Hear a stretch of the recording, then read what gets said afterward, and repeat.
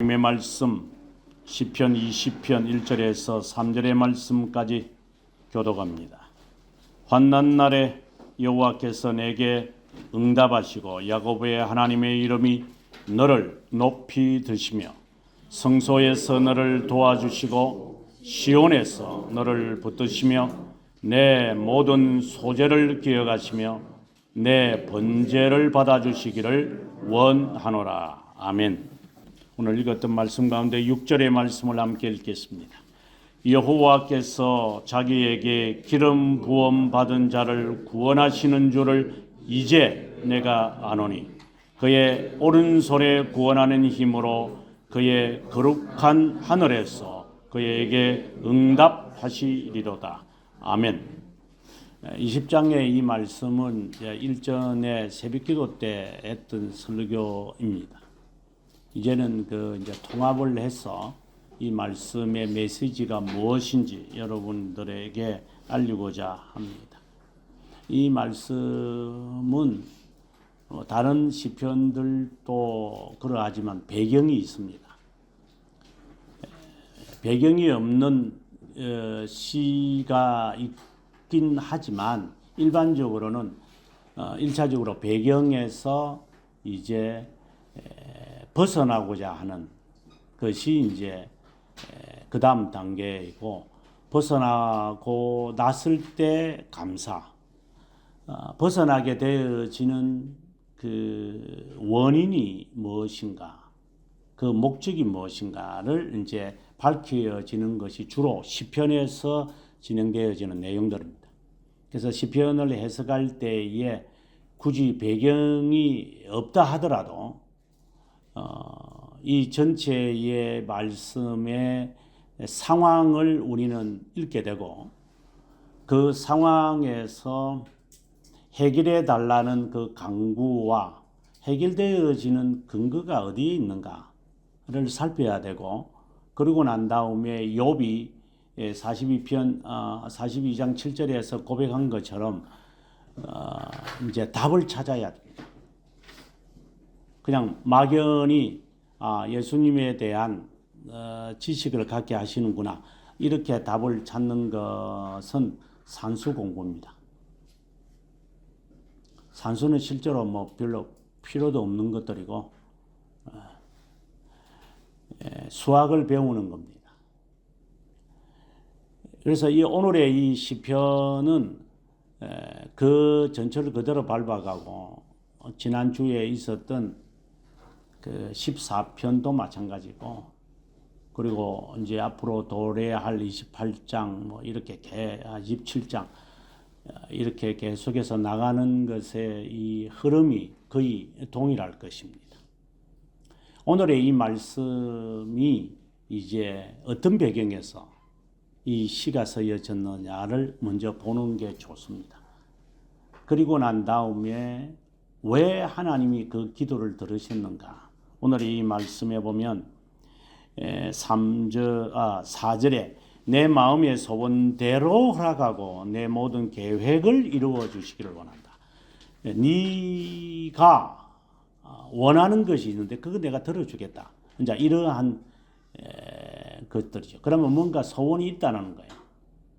그리고 그것으로 끝나는 것이 아니라 왜 하나님께서 내 기도를 들어주시는가 하는 근거를 그는 6절에서 답을 찾게 됩니다. 그 답을 찾는 것으로 끝나는 것이 아니라 이제 그 답을 찾았다면, 물론 이제 우리는 그 답을 알고 있지만 답 아는 것은 별로 중요한 게 아니죠. 그는 그 조선 교육이 그런 것일 뿐, 실제로는 답은 다 정해져 있는 거니까 찾아가는 과정과 공정을 정확하게 밟아가는 것이 옳은 거죠. 그래서 답은 여기 그대로 나와 있어요. 우리의 왕을 구해 주십시오. 근데 문제는 그 답의 의미가 뭐죠? 그것은 과정을 제대로 밟지 않으면 이 의미를 모르는 거예요. 의미를 모르니까 적용이 안 되는 거죠. 그래, 수학 문제를 그렇게 풀어가니까 답만 찾는 공부를 하고 학원들을 이런 쪼랑말들처럼 이렇게 쫄랑쫄랑 돌아다니니 답은 찾았겠지만 수학이 나에게 어떤 영향을 끼치는 것은 못할 겁니다. 수학 잘하면 뭐예요? 말은 논리적이지도 않고 사고도 논리적이지도 않고 지 마음대로 사는데, 그럼 수학을 안 배우는 게 차라리 낫죠.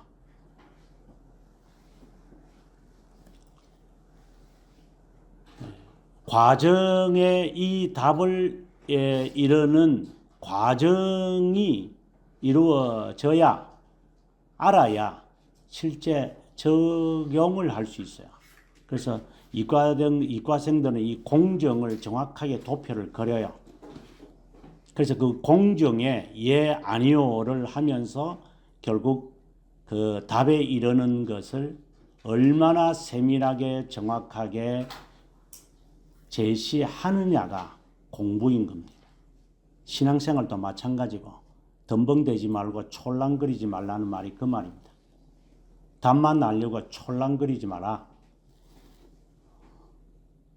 정말 네가 그 답을 얻기 위해서 어떤 노력을 했고 이르렀다면 그는 너의 지식이고 너의 삶이 될 거다. 그렇지 않는 조선의 교육 방법은 쓰레기통에 넣어도 아까워요. 앞으로도 그렇게 진행될 거니까 조선의 신앙은 별로 의미도 없어요. 오늘의 이 배경은 역대하에 있는 말씀의 배경, 여호사밧의 배경을 갖고 있습니다. 역대하 20장에 보게 되어지면은 모압과 암몬의 전사들이 이방인들과 함께 여호사밧을 갑자기 치러 옵니다. 여호사밧은 경건한 사람이에요. 그래서 그때에 이걸 어떻게 해야 되나 당황해서 이제 여호사밧은 백성들에게 금식을 선포합니다. 그것이 3절에 나오는 말씀입니다. 그리고 백성들의 마음을 안심시키는 것이 7절에 나옵니다. 그리고 성소에 들어가서 이제 그는 하나님께 기도하기 시작합니다. 그게 9절에 보면은 재앙이나 난리나 견책이나 전염병이 우리에게 임하면, 이것은 솔로몬이 성전을 지을 때 봉헌식을 할 때 기도의 내용입니다. 그렇게 하고 난 다음에 그는 12절에 가서 우리 하나님이여 그들을 징벌하지 아니하시나이까, 이제 적들을 말하죠. 여기서 암몬과 모압이라는 것은 실제로는 친척입니다. 지금 우리나라 사람, 남한 사람들이 북한 사람들을 뭐 형제다. 뭔 놈이 형제예요? 이북 사람들이 언어를 같이 사면 형제라고요? 어떤 놈들은 우리 형제, 우리 동포라 그래요. 북한 사람들은. 그럼 영어권을 쓰는 사람들은 다 동포고 다 민족인가요? 아일랜드 사람들도 영어 쓰고 그 아이슬란드 사람들도 영어 써요. 그러면 같은 언어 쓴다고 해서 같은 민족인가요? 나는 이 조선 놈들을 이해 못 하겠어요. 왜 북한 사람이 우리 동포입니까? 저는 제 조상들은 북한 사람 맞아요. 그렇다고 저는 북한 사람을 제일 동포라고 생각해 본 적이 없어요. 왜 나의 동포입니까? 우리는 민주공화국이지. 어떤 놈들이 그것을 이용해 먹어가지고 한반도라는 그런 일본 놈들이 우리한테 심어준 세뇌적 뇌리의 교육 단어고, 남한과 북한은 다른 나라예요. 우리는 민주공화국이고 그들은 공산국가고, 나는 그런 놈들 이해 못하겠어요. 전쟁이 치러진 지도 벌써 70년이 지났어요. 그때 전쟁에 참여하신 분들 거의 다 죽었어요. 근데 뭔 놈의 북한이 우리의 동포입니까? 어떤 놈들이 그따위 짓을 합니까? 학교에서 가르쳐 주지요. 공산당에 속한 놈들이. 제가 하는 말이 좀 이상하게 들리죠. 7천 년이 지났으면은 여러분의 조상들은 거의 없을 거예요. 근데 뭔 놈이 그들하고 우리하고 뭐가 같아요? 정치하는 놈들이 호남과 경상도를 이용해 먹는 그 짓거리하는 이 새끼들이나 똑같은 놈들이지. 아무튼 이 암몬과 모압이라고 하는 나라는 친척입니다. 롯의 두 딸이 아버지와 함께 해가지고 어쨌든 낳아놓은 아들입니다. 그런 친척이죠. 아브라함과 먼 친척이지만. 근데 그들이 공격해 오는 거예요. 하나님은 그들에 대해서 공격하지 말라 그랬어요. 출애굽할 때도. 가만히 놔두라고. 너네 형제이기 때문에. 하지만 그들이 공격하는 거예요. 그래서 나중에 하나님은 예레미야를 통해서 모압과 암몬에 대해서 저주를 내려요. 아무튼 형제라고 생각하는 자들을 이스라엘 사람들은 공격하지 않거든요. 근데 그들이 공격하는 거예요, 이제. 그러면서 이제 여호사밧이 이런 말을 합니다. 12절에 우리 하나님이여 그들을 징벌하지 아니하십니까? 이제 그들을 이제 말한 겁니다. 우리를 치러 오는 이 큰 무리를 우리가 대적할 능력이 없다고 어떻게 할 줄도 못하옵니다. 오직 주만 바라봅니다. 바로 이러한 내용이 오늘 시편의 배경이 되는 거예요. 그들이 이제 예를 들어 17절에 가보면 대열을 이루고 서서 너희와 함께한 여호와가 구원하는 것을 보라.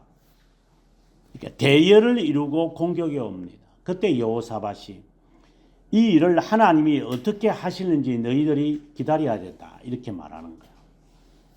놀라지 말고 내일 그들을 맞서 나가라.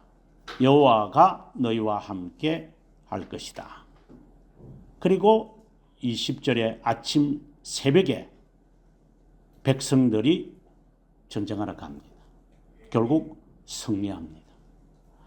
이제 이러한 배경을 그대로 오늘 본문이 이제 가지고 와서 이제 물론 다윗이 시를 썼지만 그러한 이 시편을 이해하려면 오늘의 이 여호사밧 역대하 20장을 떠올려야 이제 1차적으로 이해할 수 있어요.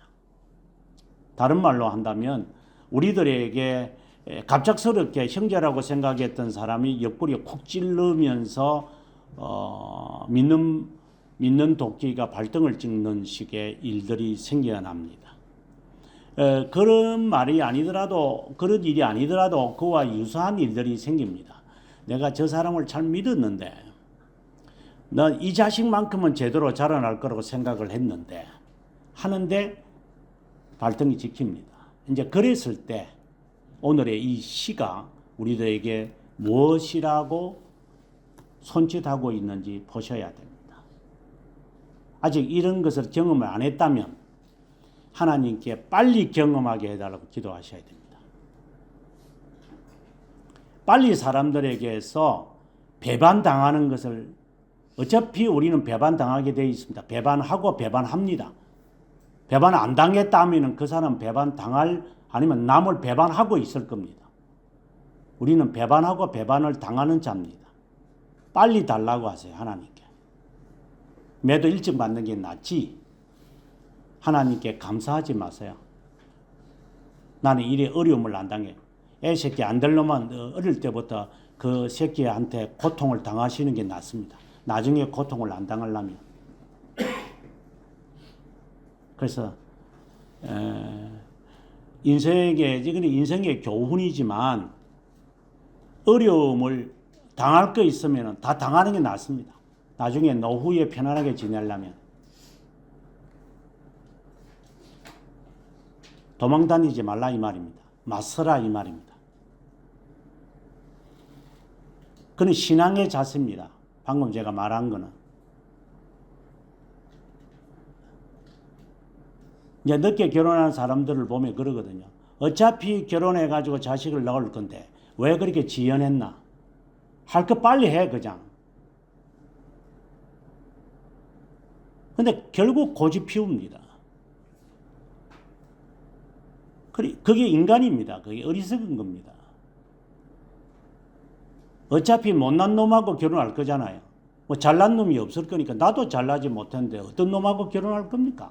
그럼 못난 놈하고 결혼하고 삽니다. 그냥 못난 놈하고 살다가 가는 겁니다. 뭐 잘난 놈하고 살라 그래요?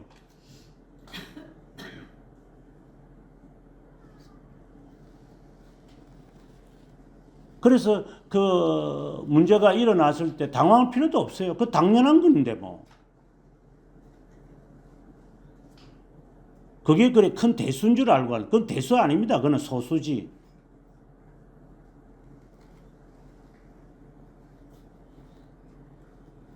타락하고 난 다음에 하나님께서 여인에게 준 것이나 아담에게 준 하나님의 징벌이 있지만 그것도 하나의 그들에게는 기쁨이기도 하지만 그 노동의 기쁨을 주신 거야. 그 노동을 통하여 인간이 살게 너 평생 너 평생 고생하며 살아라. 예. 그 하나님이 내리신 복입니다. 그 평생 고생합니다. 근데 왜 안 하려고 그러죠? 저는 그 자체를 이해를 못 하겠어요. 어떤 놈을 만나고 싶으세요? 어떤 놈을 만나려고 그래요?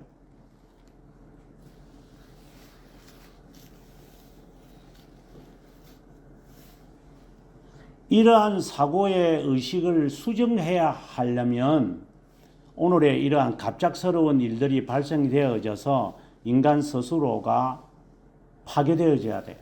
예, 망상을 허물어야 된다 이 말입니다. 사람은 그냥 굴복하지 않기 때문에 여러 일들을 통해서 하나님이 그 의지를 억지로 마치 개줄을 이렇게 몽배달아 가지고 질질 끌고 다니는 것처럼 훈련시켜야 됩니다. 그렇게 안 하면은 개가 안 됩니다. 그것처럼 인간도 본래 타락성에 있는 우리들이기 때문에 저도 마찬가지고 뭐 더러운 놈이니까.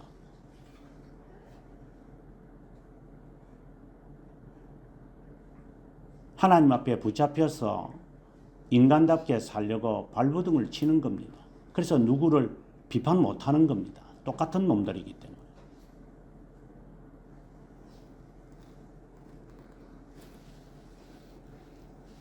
여호사밧처럼 어려움을 당할 것을 이 다윗은 이미 경험을 한 분이고 그건 하나의 예상된 것처럼 그래서 이런 일을 당할 때 여호사밧이 하나님께 기도한 것처럼 오늘의 이 시는 우리가 우리의 상황에서 당황스러운 일이 생길 때 이 기도로 이제 답해서 가야 돼요. 근데 문제는 이제 이것은 그냥 거달기죠. 자, 이 안에서 어떤 것을 찾아낼 것이냐는 그때부터는 이제 옥석을 가려야 될 숙제가 남아 있는 거예요. 1절에 보면은 그 배경을 우리에게 먼저 말하시는 것 같아요. 환난 날에 여호와께서 내게 응답하시고 앞서 말했던 역대하 20장 20절의 말씀을 딱 떠올라요. 야곱의 하나님의 이름이 너를 높이 드시며 이 말은 이제 하나님이 나를 성립케 하셨다라고 하는 찬양의 노래가 나오는 거예요. 이것과 이제 9절의 말씀과 같은 맥락이에요. 그러니까 시작을 이제 환난 날에서 해결되고 난 다음에 이 시를 쓴 거예요. 그리고 9절에 가서 마지막 절에 가서 여호와여 왕을 구하소서 우리가 부를 때 우리에게 응답하소서. 이 앞뒤가 안 맞는 말을 지금 대해지는. 그래서 지금 1절의 말씀과 9절의 말씀은 같은 내용의 말이에요. 하나님께서 1절에서 너의 하나님의 이름이 높이 드시리로다. 하나님이 내 어려움을 해결해 주셨는데 하나님의 이름이 높여진다. 근데 9절에서는 왕을 구원해 주십시오. 우리에게 응답하십시오. 왕을 구해 주십시오. 하나님의 이름이 높이 드시기를 원합니다. 그러면 이 내용 같은 말인데 이게 왜 같아야 되는지에 대한 답을 찾아야 돼요. 계속해서 그는 기도합니다. 성소에서 너를 도와주고 시온에서 너를 붙든다. 이게 성소와 시온은 같은 의미입니다. 이제 시편에서 계속해서 제가 말하지만 이제 앞의 내용과 뒤 내용에 다른 단어를 써서 이제 같은 의미를 말하죠. 성소에서 너를 도와주고 결국 너의 기도의 응답은 성소에서 나온다. 시온에서 나온다. 이 말을 지금 하는 거예요. 그가 너를 이렇게 붙들 것이다. 우리는 여기서 이제 하나님께서 우리를 구원해 가시는 이제 우리에게 어떻게 본다면 복을 주시는 이 방법이 있어요. 이 단계라는 것이 있어요.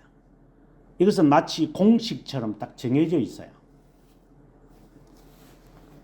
여기 보시면은 2절에 내가 너를 도와, 성소에서 너를 도와서 마치 중보하시는 하나님이 마치 텔레파시처럼 이제 명령하시는 것 같아요. 너를 도와라.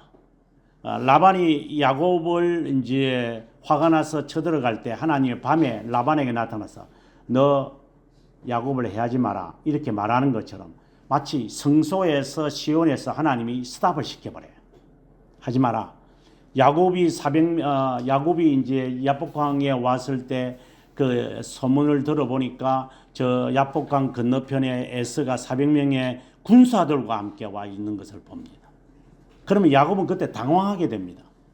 아하, 20년의 한이 이제 나에게 복수로 오는구나. 야, 이걸 어떻게 해야 되나? 그래서 그는 하나님께 기도합니다. 야복강에서. 그건 뭔가 답을 찾아야만 했습니다. 어차피 건너와야 돼요. 뭐 안 건너고 살면 되죠, 하란에. 하지만 그는 돌아와야만 합니다. 그럼 돌아오려면 반드시 이 문제를 극복해야 돼요. 형을 속였고 복을 가로챘고 우리가 이제 겉으로 볼 때 이 대가를 받아야 돼요. 이제 그는 하나님께 기도할 수밖에 없죠. 오늘의 기도와 성격이 같은 거예요.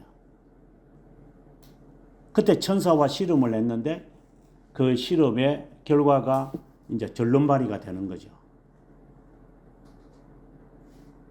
너 평생 너 절름발이로 살아라.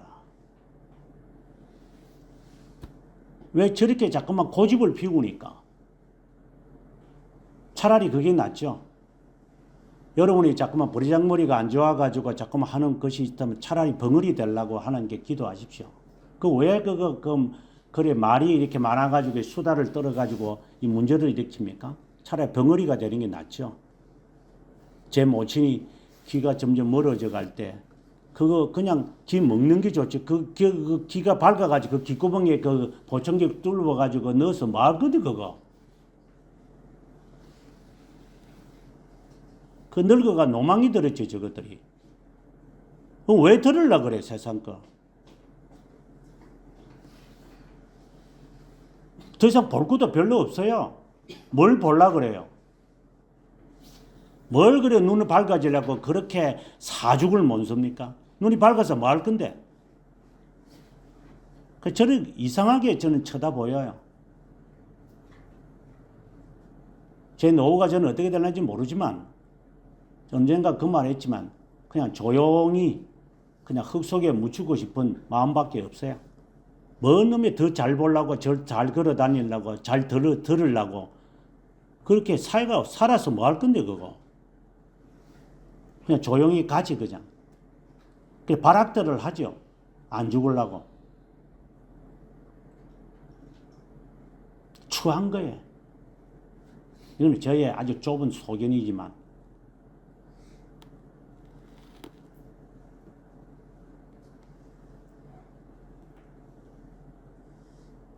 절름발이로 지내면서 하나님께 복 달라. 그럼 복은 주지요. 하나님께서. 응답하시니까. 하지만 너는 대가를 치러야 돼. 그 밤에 하나님께서 어떻게 하셨는지 우리는 알 수는 없으나 에서는 공격하지 않습니다. 그리고 형제를 맞이합니다. 하나님은 그 기도 들으시지만 그것에 대한 여기까지 오기까지 너가 행했던 것은 너는 받아야만 돼. 그래서 제가 여러분들 하는 거예요. 죽을 때까지 혼자 살 것 같으면 하지 마. 미래는 아무도 모르는 거지만 할 것 같아 라고 생각하려면 빨리 해. 어차피 후회할 거. 나이 들어가지고 후회하는 것보다는 차라리 나. 그럼 정신 바짝 차리고 혼자 사는 게 훨씬 나을 거니까. 이건 우스운 이야기죠. 참 슬픈 이야기예요. 인생에서.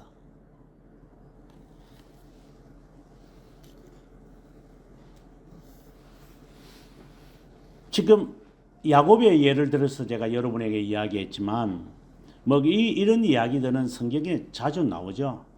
밤에 하나님께서 마치 성소에서 하나님이 붙으시는 것처럼 이렇게 하나님께서 직접 하셔야 그 상대방에게 그 일에게 하나님 막아버립니다. 예를 들어서 오늘 그냥 법정에 가려고 했는데 그냥 오다 교통사고 당해가지고 병원에 가는 일도 생기고 갑작스럽게 더 큰 일이 생겨가지고 우리 다음에 합시다. 일들이 이상하게 꼬이는 것들이 있어요. 그거 하나님이 막으시는 거예요. 자, 이제 하나님께서 어떻게 일 속에서 우리에게 문제가 생겼을 때 해가는 방법, 공식이 있다 이 말입니다. 오늘 내 본문에 제가 그 답을 제가 내려놓았습니다. 먼저 보면은 시편 18편 35절에 있는 말씀. 주께서 주의 구원의 방패로 내게 주시며 주의 오른손이 너를 붙들고 온유함이 나를 크게 하시다. 붙드는 것은 오늘 본문에도 이제 그 이야기가 나오지만 2절에 붙듭니다. 이 말이 무슨 말이냐? 너 쓰러지지 말아야 한다. 이 일 때문에 너는 당황하지 말아야 한다. 먼저 하나님이 나를 보강시키십니다. 보통 이것을 사람은 기도라고 그래요. 그러면 어떤 사람이 기도를 열심히 한다면 일반적으로 하는 이야기입니다. 이게 일이 생기겠구나 나에게. 딱 직감하시면 돼요. 거의 틀리지 않을 겁니다. 이거는 기도하는 사람에게 해당되어지는 거예요. 논팽이들한테는 아무 의미가 없어요. 이상하게 나는 기도하고 싶다. 주님 전에 나가고 싶다. 그럼 주님 전에 나가고 싶거나 기도하는 마음이 없다면 그는 유기된 놈이라고 생각하시면 딱 적중할 거예요. 하나님이 기도하게끔 만들어요. 어떤 이유에서든지. 보강시키십니다. 딱 붙듭니다. 너 생존해야 된다. 앞으로 어떤 일이 발생할지는 모르겠지만 너가 튼튼하게 이 일을 되기 위해서 지금 내가 너를 붙든다. 너는 경고해야 된다. 이것이 여러분의 삶 속에 있는지 더듬어 보셔야 됩니다. 없다면 그냥 지옥 가는 게 낫고. 왜 기도시키는지 모르겠다. 왜 기도하게끔 하는지 모르겠다. 이게 귀찮하게 피곤하고 힘들대. 그건 지옥 갈 놈들이 하는 소리고. 이건 하나님의 공식입니다. 붙으시는 게 있습니다. 너 든든해야 된다. 지 몸뚱아리를 위해서 건강하게 하는 것도 마찬가지입니다. 그건 노후 준비하는 거잖아요. 어떤 일이 일어날 때 내가 미끄러져서 환도표가 금이 안 가기 위해서. 그래서 운동하는 거 아니에요? 하나님 붙으시는 게 있어요. 두 번째는 여기 보시면은 여호와께서 그의 병상에서 붙으신다는 말이 나오죠. 그가 누워 있을 때마다 그의 병을 고쳐준다. 근데 우리말에는 고쳐준다고 시편 41편 3절에 되어 있지만 실제로 원어는 회복시킨다라는 말입니다. 오늘 본문에 보게 되어지면은 3절에 너 소재와 번제를 받아주고 원하는 대로 허락하시고 이렇게 됩니다. 이 말은 회복시킨다는 말입니다. 하나님이 그 다음의 단계로서는 하나님이 회복시킵니다. 그러면 보강되어지고 회복하는 이 시간이 걸릴 거예요. 근데 그것은 기도하는 사람한테는 문제가 없어요. 그냥 바로 가는 거니까. 근데 그렇지 않는 사람들한테는 보강이 되는데 시간이 걸리겠죠. 그는 네가 너의 시간이니까. 그 시간이 오래 걸리겠죠. 10년이든 어떤 놈은 뭐 40년도 걸릴 수도 있겠죠. 아니면은 뭐 4시간에 해결될 수도 있고. 뭐 보강을 해봐야지 알죠. 보강을 해야지. 보강되어야지 훈련이 된 자가 회복의 은혜를 맛볼 수 있어요. 욥처럼 그렇게 하나님이 붙드시는 것이 있기에 하나님께서 너 허리를 너 동이라 너 대장 붙여라 내 앞에 서라 하고 난 다음에 하나님이 말씀하시고 그를 회복시키세요. 근데 그 가운데서 그는 이제 회개하게 되죠. 이제 이러한 과정을 밟게 되어 있어요. 그 다음에 이제 세 번째가 붙들사. 내가 구원을 얻고 율례들에 항상 주의하리이다. 여기서 구원을 얻고 건져내십니다. 하나님. 그래서 6절에서 오늘의 본문 6절에서 구원하시는 힘이 하나님께 있다. 이거는 정해져 있어요. 하나님이 우리를 붙들고 그 다음에 하나님이 이제 붙드는 보강이라고 하셔야 돼요. 그리고 하나님께서 우리를 회복시키십니다. 여기서 회복이라는 것이 뭐 욥의 회복도 있을 수도 있겠지만 왜 욥과 같이 회복시키는 것도 있어요. 이제 그것은 그 다음의 일을 위해서 하나님 회복시키시는 것이고 그 다음에 또 다른 측면에서 회복이라는 것은 지금 이제 이게 유지하는 거죠. 서스테인 이렇게 기도로 하나님께서 막 시키셔서 어떤 시련을 또 견뎌낼 수 있도록 하게 하시는 그런 회복도 있어요. 어떤 다양한 회복이겠지만 아무튼 이 세 단계는 우리의 삶에서 거치게 됩니다. 그리고 하나님이 그때에 하나님이 그를 델리버하다 딱 건져냅니다. 오늘 그 흐름을 이제 가는데 하나님의 구원하시는 방식은 이러한 같은데 하나님이 붙으시고 하나님이 회복하시고 하나님이 구원하는 이 공식인데 답은 그건데 실제로 딱 들어가면 그때부터는 공정과 과정을 철저하게 밟아야 돼요. 오늘 그것을 찾아내야 됩니다. 여기에.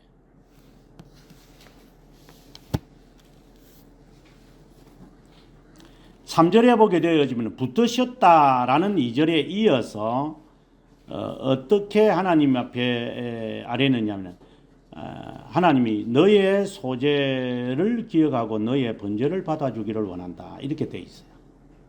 이것은 붙드시는 것의 하나의 연장성산에 있는 거예요. 이 소재라는 것은 매일 드리는 거잖아요. 아침에도 드리고 저녁에도 드리는. 번제라는 것은 뭐 속죄제와 속건제와 이제 이러한 것에 해당되어지는 하나의 대명사인데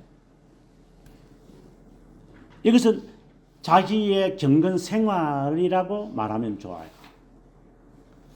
너가 지금 보강되어진 것을 어떻게 아느냐? 너가 붙들어진 바와 붙들렸다는 것을 어떻게 아느냐? 그는 자기가 매일과 같이 하나님 앞에 경건의 생활을 하는 걸 보면 알아요. 아픈 놈은 못해요. 약한 놈도 못해요. 하고 싶어도 못해요. 싫어도 해야 돼요. 다른 사람이 하게끔 하되죠. 그래 어깨를 뒤로 내밀게 한다든가 허리 운동을 시켜야 돼요. 억지로라도 해야 돼요. 그렇게 하려면 너 죽을 거니까. 우리가 하나님 앞에 이렇게 예배를 드린다는 거, 주일마다 예배를 드리고 새벽마다 하나님 앞에 나와서 기도를 한다거나 또 하나님의 말씀을 읽는다거나 기도 생활을 하는 이게 무엇인데요? 그게 나의 건강의 표현이에요. 그러면 그런 사람들에게는 어떠한 일을 나에게 와도 별 어려움이 없어요. 평소에 저촉한 사람이 일을 당했을 때 내 저촉한 게 있으니까 빼가지고 하면 되지. 당황할 필요가 없어요. 실컷 돈 쓴 놈들이 이제 일을 당하면 없으니까 당황하게 이 빌리고 아니면 도둑질을 하든가 해야겠지.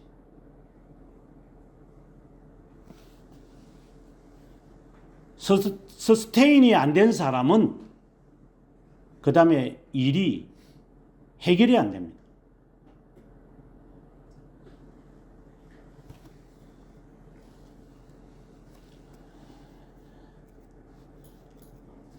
오늘의 말씀에는 없는 것 같은데 시편 146편에 보면은 참 우리들에게 참 귀한 말씀을 이제 하시는데 소재와 번제를 드리는 사람의 자세를 말합니다. 5절에 보면은 야곱의 하나님을 자기의 도움으로 삼으며 여호와 자기 하나님에게 자기의 소망을 두는 자는 복이 있다. 이렇게 전제를 해놓고 6절부터 이제 갑니다. 여호와는 어떤 분이시다라고 하면서 7절에 여호와는 억눌린 사람을 위해 정의로 심판하시며 줄인 자에게 먹을 것을 주시는 이시로다. 자, 지금 하나님은 우리를 보강시켜요. 준비시키라는 거예요. 왜 하나님이 나에게 이렇게 공부하라고 하시는, 예를 들어서 공부하라고 하시는가? 예를 들어서 뭐 말씀에 대해 사모하는 마음에, 물론 시작은 뭐 호기심으로 그리고 진리에 대한 갈급함이 있겠죠. 아니요. 하나님을 그렇게 인간으로 보시면 안 돼요. 하나님 반드시 그 다음의 일을 위한 전 단계로 밟아가는 거예요. 거기서 내가 낙오가 된다면, 내가 안 하면 너 인생 계속해서 뺑뺑이 돈다. 제가 늘 말하지만 과정을 하나도 빠짐없이 밟아야 된다. 과정 누락해서 그냥 덜렁해가지고 저 그냥 케이블카 타고 저 위에 올라가겠다. 네 평생 그따위로 인생 살다가 우리나라는 관광지 투가 우리나라 딱 관광지 딱 정해져 있잖아요. 기차, 케이블카, 뭐 구름다리, 그 외에 내놓을 게 없어요. 이것들은 전국을 돌아다니면 명소에 가보면 다 그따위 짓더래요. 너 위에 뭐 다리를 세워놨던가, 케이블카 뭐 여기서 저가 저 케이블카 해놨다가, 그리고 뭐 연수들 옆에 짜들어 놔놓고. 이놈의 조선 놈들이 그따위밖에 못해 진짜. 근데 돈이 아까워서 못 돌아다니고 싶을 정도로 모방이죠 이건. 여러분들이 저는 세상을 돌아다닐 만큼 돌아봤지만 그들은 모방 같은 걸 싫어합니다. 그 모습 그대로 있기를 원하지. 우리처럼 조선놈들처럼 아우 진짜 가정스럽고 매식겁고 진짜 토하고 싶을 때가 많지만 왜 이 쪽발이들의 그 딸내미들이 그 미친 개의 머리에 하는 걸 담는지 이 여중생 놈들이.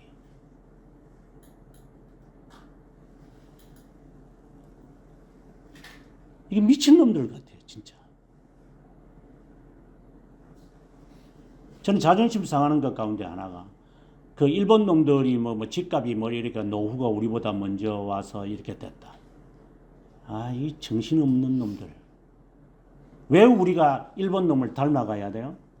일본 놈들 잘못해가지고 망했고 사는 그것을 왜 우리가 답습한다고 그래요? 거기서 교훈을 얻는데 교훈 들을 것도 없어? 일본 놈들한테 교훈 들어? 차라리 서양 놈들한테서 배우지.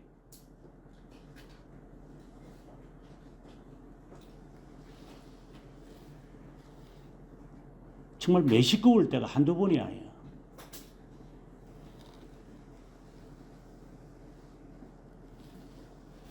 모방하지 마라 이 말을 제가 하고 싶은 거예요. 흉내내지 말고.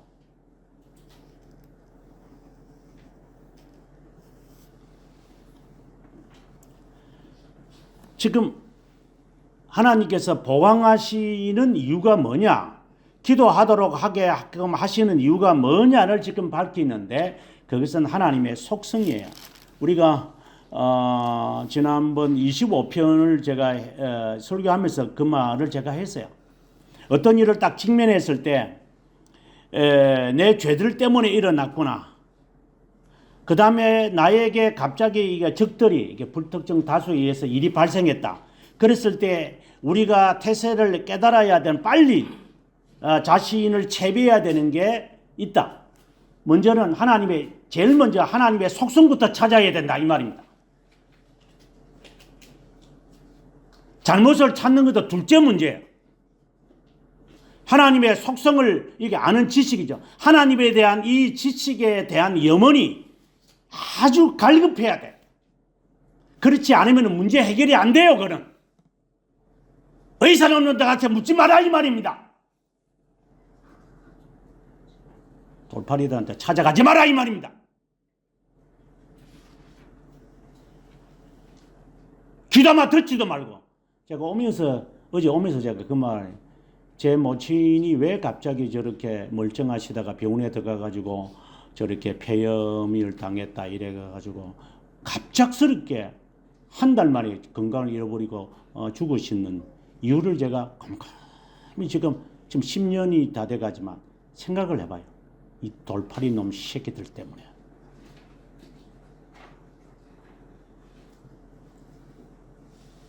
어리석은 저희 누님은 어머니의 생명 한번 살려보고자 더 연장하고자 의사 놈의 새끼들이 원하는 대로 그래 그래요 그렇네요 그렇대요 해서 다 들어주게 해놨더만 결국은 생명을 단축시키는, 물론 멀리서 보면 하나님께 감사하죠. 하지만 속았다는 이것이 제 마음속에 사무쳐요. 돈은 돈대로 챙기는 새끼들. 거기에 머저리처럼 머리에 고개 숙여가지고 의사님 하면서 받드는 놈들. 똑같은 놈들이죠.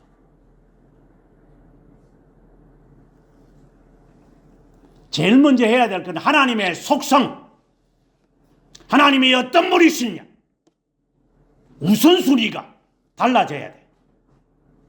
문제를 해결하기를 원한다면. 근데 뭘 알아야지 뭐 하나님의 속성에 대해서 알지 이게. 머리에 든 것들이 없는 거니.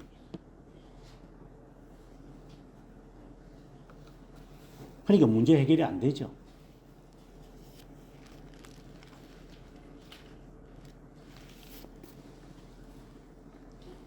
그리고 난 다음에 25편에서 제가 했던 게 두 번째로 회개다. 죄를 찾아라. 그 다음의 단계가 문제 해결하는 방법이에요. 지금까지 제가 여러분에게 하는 것은 하나님께서 역사하시는 방법이고, 이 당사자는 이 문제를 스스로가 이제 서스테인에서 보강이나 이게 붙어심에서 이제 그 다음 단계로 넘어가는 회복의 단계로 가는 그 과정에서 내가 해야 할 일들이 있어요. 그래, 하나님의 속성을 먼저 빨리 파악해라 이 말입니다. 지식을 먼저 가져라 이 말입니다. 뭐 쉽게 말하면 하나님의 말씀을 읽든가, 하나님의 말씀 속에서 그 안에 있는 하나님이 역사가 어떠한 것인지, 그게 145편에서 잘 말하고 있다 이 말입니다.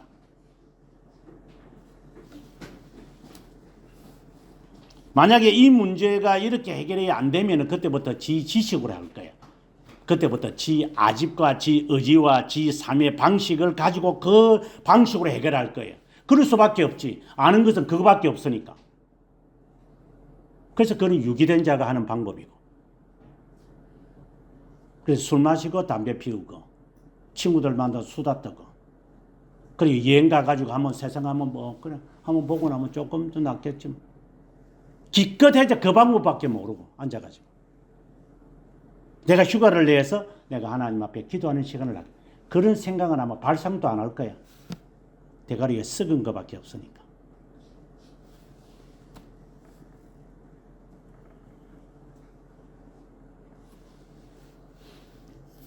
다시 본문으로 다시 돌아와서 4절에 너 마음의 소원대로 허락하시고 내 모든 계획이 이루어 주시기를 원하노라. 이것은 두 번째 단계는 회복과 관련을 가졌어야 돼요. 하나님이 다 하시겠다는 하나님의 약속이에요. 5절에 가서 이제 우리가 너의 성령으로 말미암아 개가를 부르며 여호와의 이름으로 우리의 깃발을 세우리니, 이것이 바로 하나님의 속성과 관련되어 있는 거예요. 나는 하나님의 사람이다. 너 자신의 정체성을 분명히 밝혀라. 이것이 어디에서 왔는지 나는 이제 답을 찾았다. 기껏 찾아가지고 내가 그때 잘못해가지고 이렇게 된 것인가, 이렇게 문제를 분석하는 것은 그거밖에 없어요. 왜 내가 이 지경에 이르렀고 왜 내가 이 상황에 직면되어진 것은, 문제는 이렇게 상태를 바라볼 때에는 저 암몬이나 모압이 저것들이 잘못해가지고 우리를 그냥 땅을 차지하려고 배가 아파서 쳐들어온 거구나, 이것밖에 해결이 안 돼요. 하나님의 속성을 먼저 찾아야 하는 것은 하나님에게서부터 오는 해결책이 있다는 사실을 알았다는 것이고 그 안에서 그 답의 길을 찾아내는 거예요. 그게 하루아침에 나오나?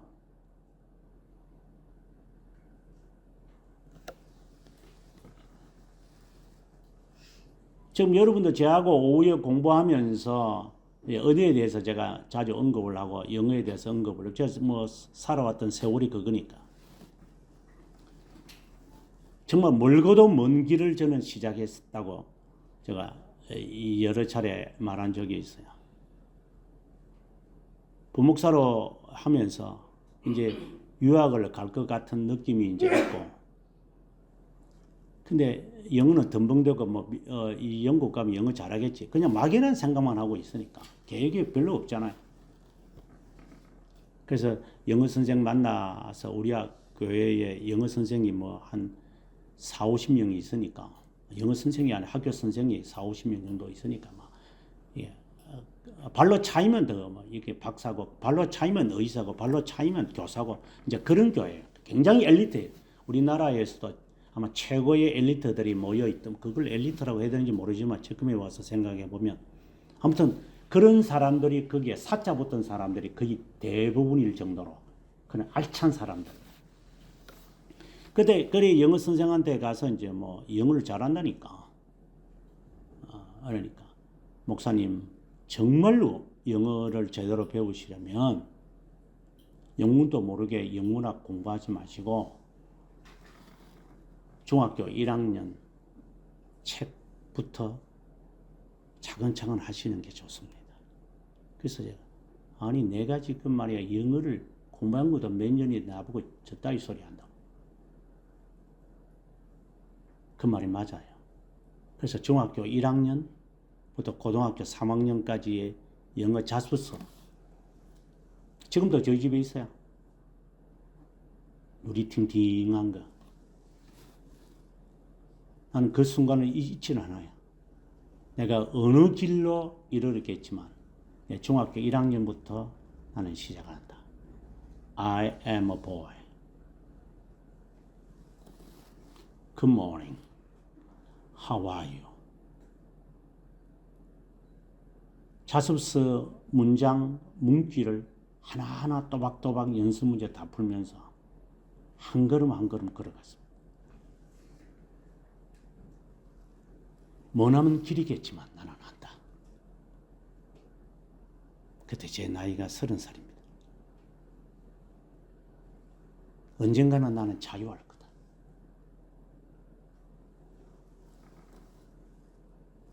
아마 그런 놈 본 적도 없겠지만 그렇게 해서 겨우 여기에 이르렀습니다.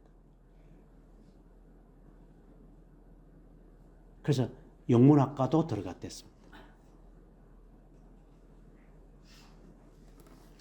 중간에 포기했습니다.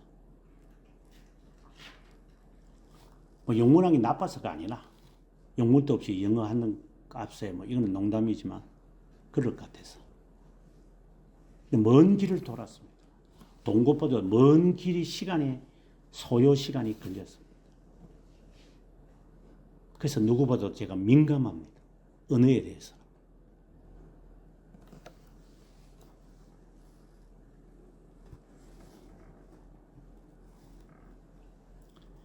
우리의 이 과정 하나님이 붙으시고 회복하시기까지 너 튼튼해야 된다. 너 넘어져서는 안 된다. 가다가 중도에 포기하지 마라. 그 과정을 여러분 밟으셔야 된다 이 말입니다. 그리고 5절에서 자신의 정체성을 분명히 밝혀라. 깃발을 세워라. 하나님이 너의 모든 기도를 이루어 주시기를 원한다. 4절의 말씀, 3절의 말씀을 갖고 오는 겁니다.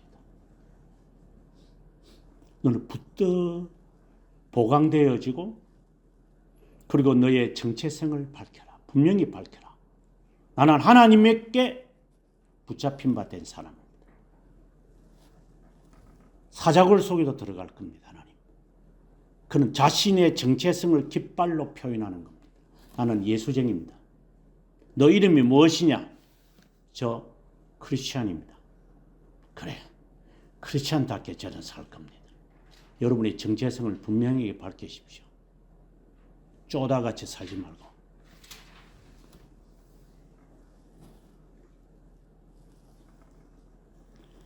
이제 6절에 갑니다.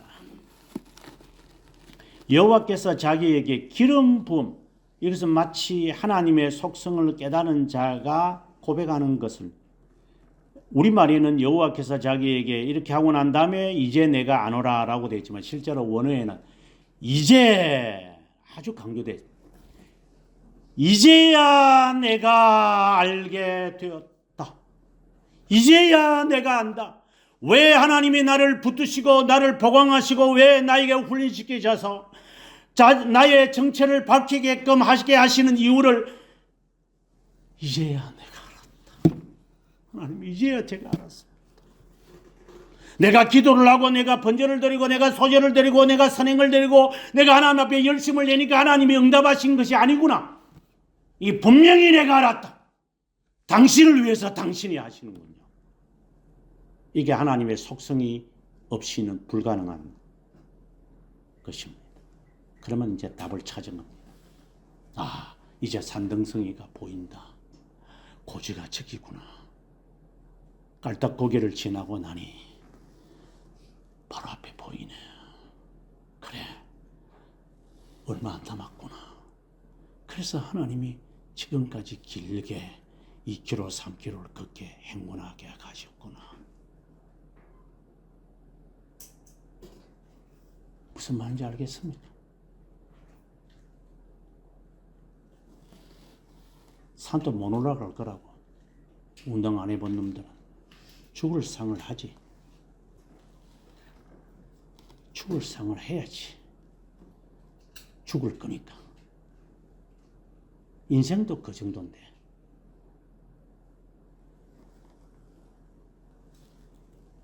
이제야 내가 알았습니다.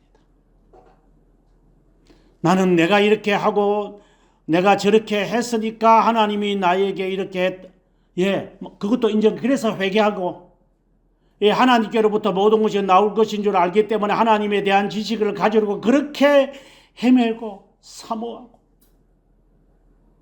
그 무엇보다도 이것이 중요한 줄 알고 이렇게 나갔는데 이걸 나중에 인생을 지나고 나서 이것을 가만히 조명해 보니까 이제야 내가 알았습니다.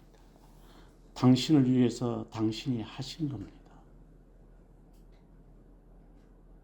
이건 답을 이제 본 겁니다.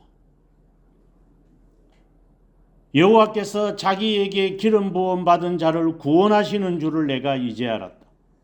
그의 오른손에 구원하는 힘으로 그의 거룩한 하늘에서 그에게 응답하시리로다.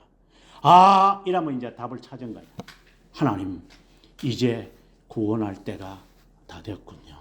이제 하나님이 내 인생에 직접 개입하실 때가 된 것인 줄 압니다.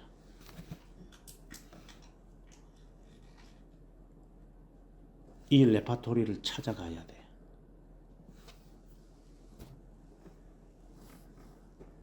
하나님이 직접 하시겠구나. 그래서 촐랑거리지 않는 겁니다. 그래서 남발하지 않는 겁니다. 아직까지 촐랑거리는 인생이라면 너는 아직도 깡깡 멀었다 하는 생각을 하십시오.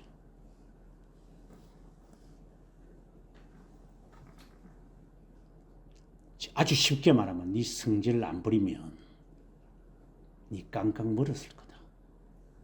이 말입니다. 또 다르게 말하면 네 새 사람이 안 되면 새로운 피조물이 아니면 아마 멀었다라는 말도 사실 필요가 없죠. 너 지옥 갈 놈인데 먼 것도 어디 있어요. 그거 지옥 갈 놈인데. 별로 의미도 없고 하나님의 자녀들에게 하는 말입니다. 이는 깡깡 멀었다. 성질 죽여라. 네가 뿌려놓았던 그 인분들 깨끗하게 청소해라. 그거로 되는 게 아니야. 하나님이 스스로 하신다는 사실을 비로소 고백을 해야 돼. 그게 이제 잘 드러나는 게 헌금으로 드러나는 때가 많죠. 이 헌금을 드리는 게 쉬운 게 아니거든요. 제가 여러분들의 헌금 내에는 이렇게 자세는 뭔지 내가 자세를 보겠어요. 헌금 내에는 이렇게 양식을 보면 알아요. 대체적으로. 그래서 목사님들이 11조는 신앙의 표현이다 이런 말을 해요. 그 말도 틀린 말은 아니에요. 제가 강조를 안 했을 뿐이죠. 이 헌금 내는 꼬라지들을 보면 그 꼬라지가 보입니다. 그래서 사도 바울도 인색함으로 억지로 하지 말라고.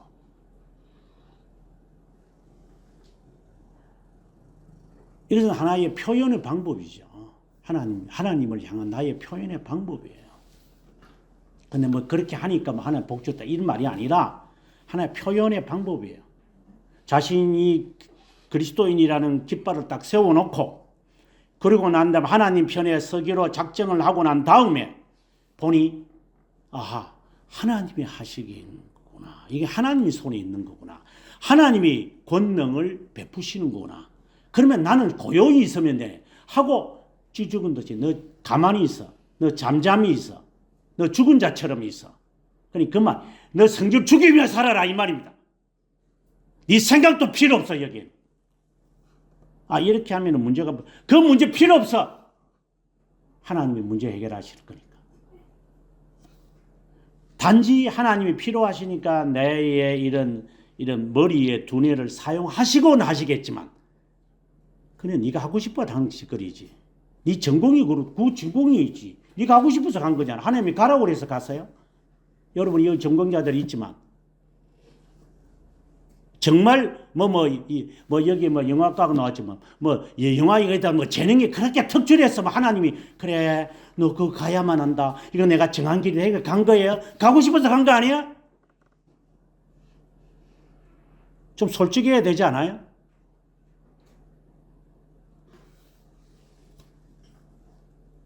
피하고 싶어서 피한 거 아니에요?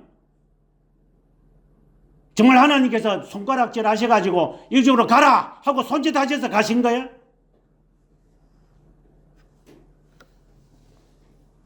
시작부터 잘못된 거지니까 인생이 우리가 이렇게 되는 것이지만 인과보응은 아니고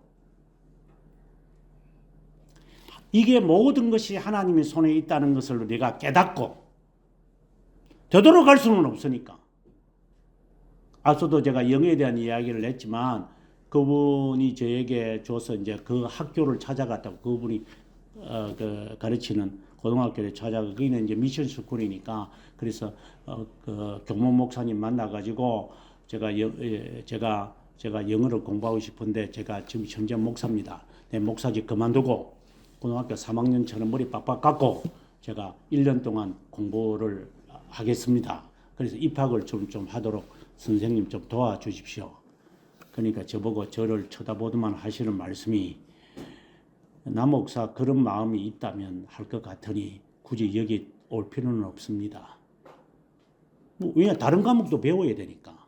그러지 마시고 그렇게 하지 마시고 이렇게 하세요. 이래서 이제 그 방법을 가지고 제가 시작한 겁니다.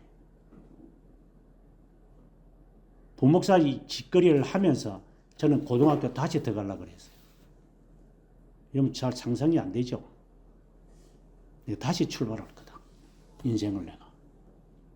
1년이라도 빨리 제자리에 가야지. 되겠지, 하겠지, 말겠지. 그는 인생의 패배자니까. 하나님께서 지금 생각해 보면 하나님께서 어여쁘이 보셔서 네가 굳이 결심이 그렇다면 환도뼈 한번 부서져 보고 절름발이로 사는 게 훨씬 나을 거니까. 지금에 와서는 다 그게 교훈으로 와닿죠. 그때 그 마음이. 깃발을 분명히 세웠고 나는. 목사직을 그만둔다 그만큼 제 마음이 간절했으니까. 네 마음이 그거냐? 예, 하나님. 이건 나쁜 놈이죠. 목사직을 그만둔다는 거니까. 하나님이 하시는구나. 하나님이 인도하셨네. 하나님이 고교법위마다 서 계시네. 그러면 이 일도 하나님이 하시겠구나. 답을 찾은 거야. 그래서 6절에 거룩한 하늘에서 2절에 말씀하고 같은 맥락이죠. 성소에서 너를 도와주고 시온에서 너를 붙든다고 하셨는데 6절 마지막에는 거룩한 하늘에서 하나님이 응답하시는구나. 하나님이 직접 하시겠다는 거예요. 그러면서 하나님 앞에 회개합니다. 병거와 말을 의지했던 나. 우리의 이 모습이죠. 그래서 사람한테 잘 보여야만이 살아남을 수 있을 거니까. 그것 자체는 나쁜 거 아니죠. 삶의 양식이니까. 나는 여호와 하나님의 이름을 자랑하리로다. 깃발을 세우는 것처럼 나는 그리스도인이다. 나는 그리스도인으로 살 거다. 이것이 마치 하나님께 어여쁘게 보여진 것 같아요. 그들은 비틀거리며 엎드러지나 나는 일어나 바로 서도다. 2절에 있는 말씀이죠. 내가 너를 붙들리라. 오늘을 위해서 마치 하나님께서 오늘을 위해서 내가 너를 붙들고 있었던 거다. 너는 오늘을 위해서 지금까지 숱한 세월을 하나님이 견디도록 훈련받게끔 하신 거다. 오늘이다. 이제. 여러분 그것을 맛보시기 바랍니다. 아직까지 안 맛봤다면 조금 힘드네.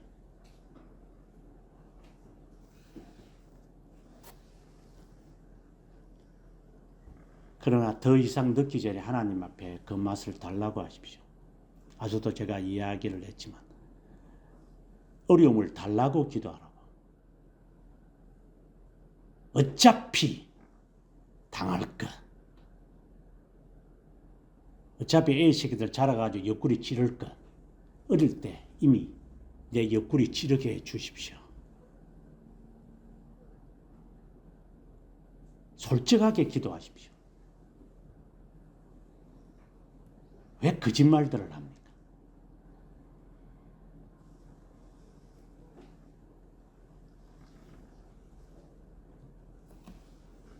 하나님이 이제 나를 붙드신 이유가 있구나.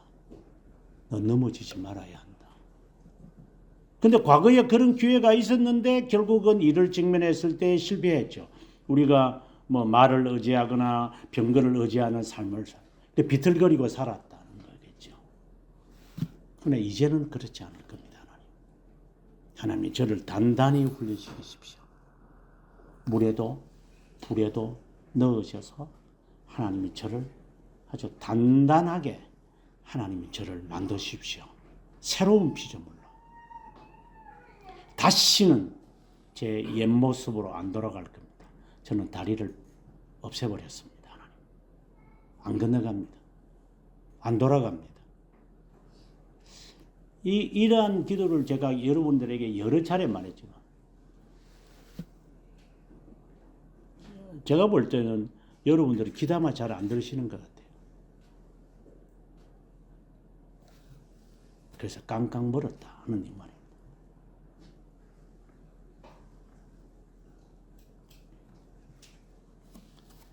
근데 오늘의 이 말씀이 이제 이렇게 진행되면 이는 교훈의 이야기밖에 없어요. 우리가 어려움을 직면할 때 하나님이 우리를 건져내시는 방법은 이 세 가지 다 붙드시는 거다. 회복시키시는 거다. 그리고 구원하신다.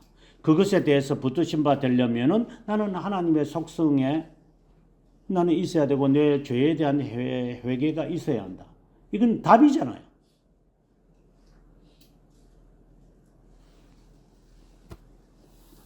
근데 9절에 와서 여호와여 왕을 구하소서 앞서 6절에서도 그 말을 했습니다마는 기름 부음을 받은 자를 구원하시는 줄을 알았습니다. 앞서도 1절에서 말한 것처럼 야곱의 하나님의 이름이 너를 높일 거다. 그러니까 나를 높이신다는 거죠. 2절에 성소에서 시온에서 너를, 이제 이런 말씀들이 지금 단순히 수평적으로 볼 때에 내가 어려움을 당하니까 이 어려움에서 탈출할 수 있고 벗어나는 길이구나, 이렇게 우리가 이제 답을 찾아내요. 그러나 그것으로 끝나버리면 이거는 진리가 아니에요. 하나님이 왜 이렇게 나에게 은혜를 베푸시는가? 그 은혜의 방법은 뭐 슬픔이든 기쁨이든 즐거움이든 형통이든 번영이든 뭐 질병이든 다양한 이거는 은혜의 방법이에요. 하나님께서 꼭 뭐 어디 일이 잘 돼야 됩니까? 오늘 뭐 손님이 갑작스럽게만 많이 왔다, 뭐 그렇게 돼야 하나님의 은혜입니까? 나에게 불행이 있다는 것은 은혜 아닙니까?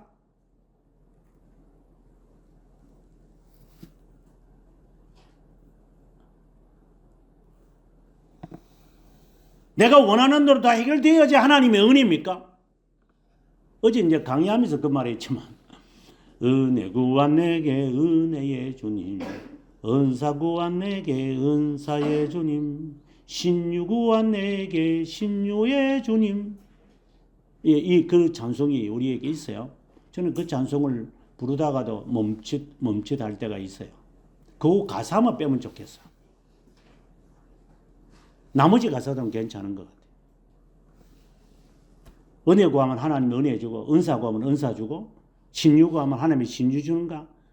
그런 찬송이 다 있어요. 가위로 오려내고 싶은 마음이 많지만, 은혜라고 하는 것은 내가 구한다고 해서 받고, 원치 안 한다고 해서 안 하고 이런 게 아니에요.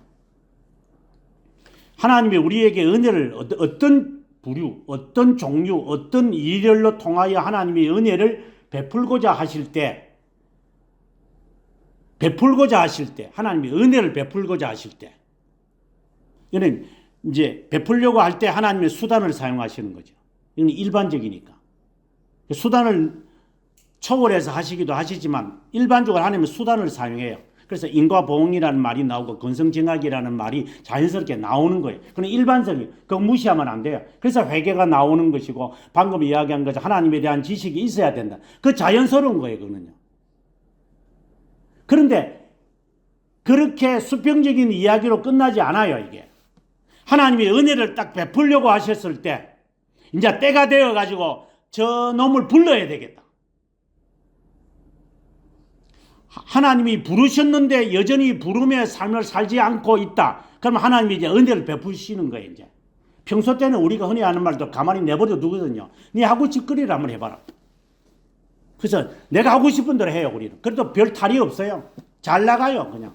노젓는 것처럼, 못하다는 것처럼 지직하고 걸어가요. 그래, 하나님이 나에게 복 주시는 줄 알아요. 우리는 그렇게 방심하기가 아주 쉽거든요. 그래서 하나님께서 브레이크를 걸 때가 있으시다, 이 말입니다. 그게 은혜를 베풀기로 하나님이 딱 정한 때가 딱 되면, 그 개인마다 다르겠지만, 이제 하나님은 이러한 과정을, 오늘 20장이나 여호사밧 같은 과정을 통해서 어느 쪽으로 내 마음을 이끌게 하시려고 하시느냐가 있어야 돼요. 그게 구원의 진리를 깨닫게 하시기 위함이에요. 구원의 진리라는 것은 영혼에서 하나님이 작정하신 계획을 네가 알아차리고 네가 지금 있는 그 자리에 도취되지 않도록 하나님이 구원의 진리를 나에게 깨닫게 하세요. 여기서는 이제 작정부터 시작을 하는 거겠죠. 그리고 견인에 이르기까지. 우리는 지금 견인의 부분에만 지금 집중하고 있지만 실제로는 하나님이 나를 구원하시기 위한 이 전체의 이 계획에서 이것이 일어난 것이구나를 깨달아야 해요. 이제 이러려면 하나님에 대한 지식이 있어야 되죠. 하나님에 대한 지식이 바로 구원의 진리이기 때문에 구원에 대한 진리를 하나님이 알게 하시려고 하나님에 대한 지식을 알리시는 거고, 하나님에 대한 지식을 아는 것이 곧 구원이기 때문에 영생이기 때문에 하나님에 대한 지식을 통과하지 않고서 구원의 진리는 불가능하고, 이런 시련과 이런 연구와 이런 호기심과 이런 간절함을 통하여 자신의 이 죄에서 벗어나야 되겠다 하는 마음으로 시작을 했지만 궁극적으로 도달해야 될 부분은 그리스도이시기 때문에, 그래서 이 모든 것들이 나에게 거치장스러운 것들이 많거든요. 뭐 직업이 있고 나의 지위가 있고 나의 신분이 있고 나의 뭐 관계들이 있고 뭐 이런 것들이 얼마나 많아요. 걸리는 게 많다요. 이거는 이것 때문에 안 되고 저거는 저것 때문에 안 되고, 뭐 하나님께 가까이 가려면 내일 뭐 이거 해야 되는데, 모레는 이거 해야 되는데, 수요일은 이거 해야 되는데, 뭐 할 게 이렇게 뭐 스케줄에 그냥 막 루틴이 쫙 짜여 있으니 언제 네가 하나님을 향하여 가겠냐니까. 그래서 어떤 자에게는 병을 주고 어떤 때는 쫄딱 망하게 하셔서 아직도 정신을 못 차리시니까 불평할 줄은 알고 앉아가지고 집구석에 처박혀가지고 울 줄은 알고, 그 방콕 가는 거 이행표 샀나? 한 꼬라지들이 그 꼬라지밖에 없어요. 인생 살아가는 게.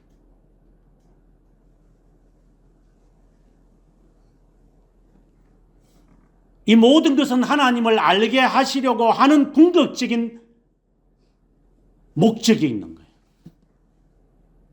하나님의 제 일이 잘 풀리게 해주십시오. 풀려야 할 이유가 뭔데 니가?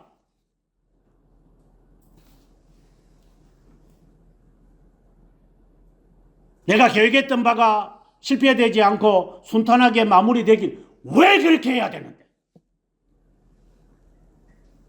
이유가 뭐야? 목적이 뭐야 너는?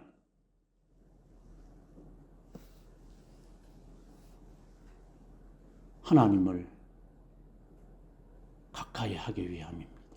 그게 진심이야?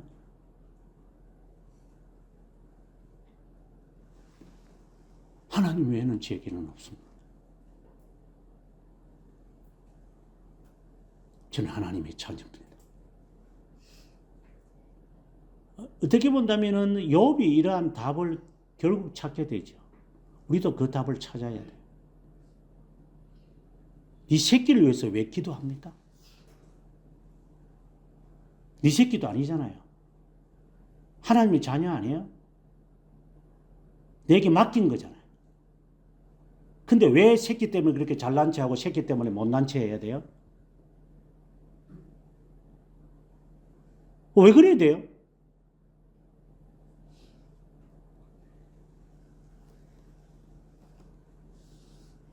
하지 말라는 게 아니라 그는 수단에 불과한 것이지 그게 목적이 아니라 이 말입니다. 수단과 목적을 헷갈리지 마십시오. 하나님은 우리의 목적이지 수단이 아니에요.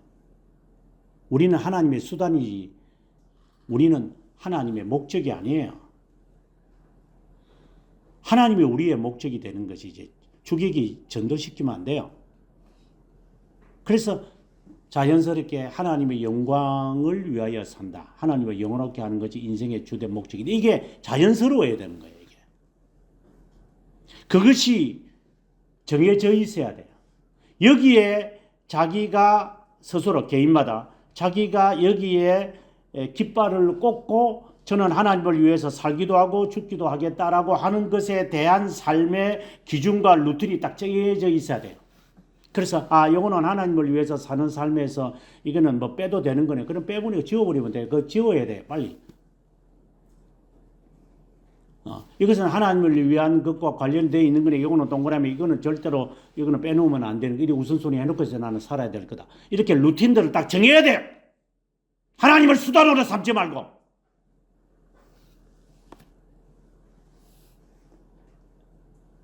여호사밧은 그 답을 찾은 거예요. 내 연약함을 아시기 때문에 하나님께서 교회를 허락하셔서 훈련을 시켜가지고 말씀 듣게 하시는 거예요. 쫄랑 들어가지고 밖에 나가서 잘난 채, 아는 채 어떻게 그렇게 하나님에 대한 지식을 많이 알아요? 그렇게 존경받으라고 하는 게 아니라 우리말에도 말탐이 경과 들린다는 말이 있어요. 조금 하나님을 위해서 산다면 다 교역자 된다고 신학교 처박히는 것들 꼬라지들이 좋아가지고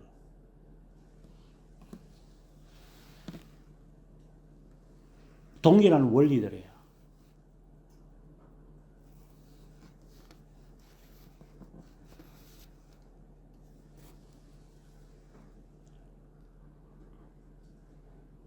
여호와여 왕을 구하소서. 우리가 부를 때 우리에게 응답하소서. 이는 답을 찾은 거예요. 하나님을 위한 삶이구나.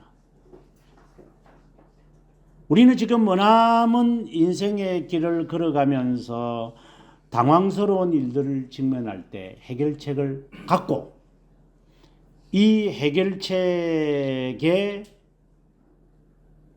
완전한 목적으로 이 해결책들을 나란히 정리시켜 놔야 돼요. 쉽게 말하면 정금다리로 만들어서 하나하나 계단 하나씩 얹어놓고 펼쳐놓고 해야 돼요. 요즘은 컨테이너를 가지고 콘크리트를 이렇게 쌓아가서 퍼붓고 그러지만 과거에는 어르신네들이 시멘 포대 그리고 자갈 포대 그리고 모래 포대 풀어가지고 건물마다 층 올릴 때마다 두 사람 세 사람이 서로 이 삽 가지고 어처 하면서 자갈과 모래와 시멘을 이렇게 섞어요. 그 큰 그 철판지에. 그러고 난 다음에 거기에다가 중간에 이렇게 그 화라선처럼 해가지고 물 부어가지고 또 다시 이렇게 이게요. 그렇게 해가 이게 가지고 그것을 이제 이래 철근에 세우는데 하나 넣어요. 컨테이너로 쳐보다 보니까 이것들이 안에 뭐가 있는지 없는지 어떻게 알아? 그러니까 건물이나 넘어지고 이러지. 하나하나 그리고 수동이라고 해서 기분 나쁜가요? 수동이 하나하나 사람들이 그 오르막길에서 한 층마다 콘크리트를 다져서 넣은 거예요. 지금 살아가는 꼬라지들을 한번 보십시오. 전부 다 판벽처럼 다 쌓아놓고 살지. 우리가 할 수 있는 게 없어. 꼼꼼하게 우리의 삶을 씹어본 적이 없으니까. 우리가 흔히 하는 말대로 뭐 좋은 학교 가서 좋은 데 졸업하면 좋은 직장 갖고 좋은 사람 만나고 좋게 살겠다가 좋게 죽겠지. 그러한 사고 외에는 우리에게 처박혀 있는 게 없어요. 그래서 좋은 데를 가게 하기 위해서 좋게 살게 하기 위해서 좋은 데를 빨리 보내서 좋은 데를 획책하기 위해서 좋은 데 좋은 지역 좋은 데 가서 막 좋게 막 좋다 그래. 좋기는 좋네 그래. 젊어서 좋다. 꼬라지들 그 꼬라지밖에 없이 살 거야. 좋은데. 우리 집 앞에 이제 신도 아파트 앞에 이제 그 손톱 하는 데가 없어지고 나니까 이제 속눈썹 웃어가 지나갈 때마다 웃어가지고 이 눈썹 키워서 말 건데 이거 참 지랄병들을 떨어요. 나 손톱 하는 거는 또 그것도 제가 비난. 이제는 눈썹까지 이걸로 더 늘릴 거래요. 저것들이 미쳐도 보통 미쳤네 저게. 기가 차서. 예쁘게 그렇게 보여서 뭐 할 건데 네가. 참 그래 세상이니까 제가 하는 말이죠. 무슨 꼴값들을 뜨는 거 아니에요? 그래서 제가 저것도 망하겠네. 저게 얼마 가겠어 제가. 속눈썹이 바로 우리 집 그 앞에 건물 있는 그 건물에도 그 속눈썹 하는 데가 있어요. 거기서 조금만 더 제가 오른쪽으로 남쪽으로 가면 또 속눈썹 또 하는 데가 있어요. 거기서 골목길로 그 국사하는 데 조금만 더 가면은 앉아서 손톱하고 발톱 만지는 데가 있어요. 근데 우리 집 그 앞에 먼 놈의 아파트 사람들이 저처럼 늙은 이들만 사는 동네인데 젊은이들이 있어가지고 딸내미들이 살아야지 그 새파란 것들 세상 알지 못하는 것들이 살아야지 이게 청소년들이 살고 이런 거에 돈을 뿌려서 돈을 훔쳐내겠지만 그 훔쳐내서 뭐 하려는 거? 그러니까 세상이 이제 갈 때까지 가는 거죠. 아마 좀 있으면 아마 이제 또 어떤 게 또 나올란지 모르지.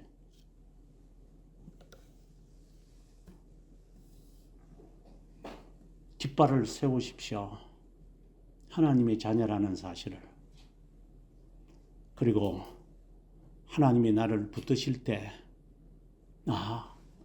이제 하나님이 시작하시려고 하는구나. 우리는 모르더라도 그런 마음을 결의하십시오. 이제 내 되게 하나님 앞에 훈련받으며 정신 차리고 살겠다. 그러면 하나님이 이미 시작하신 거라고 생각하십시오. 그럼 하나님이 이루실 때까지 당신은 거기에서 훈련받으셔야 됩니다. 그럼 훈련하는 것으로 끝나고 난 다음에 이제는 내가 목적을 다했으니까 라고 할 것 같기 때문에 더 훈련시키십니다. 쫄딱 망하게 하실 거라고 했습니다. 왜? 하나님을 회방하는 죄를 범하지 않게 하시려고. 아예 죽여버리시죠. 어느 정도 반쪽짜리 살면은 그래도 내가 뭐 해가지고 산 게 아닌가 이렇게 하실 것 같아서 하나님이 쫄딱 망하게 하시는 거죠. 그러고 난 다음에 하나님께서 나를 회복시키셨다면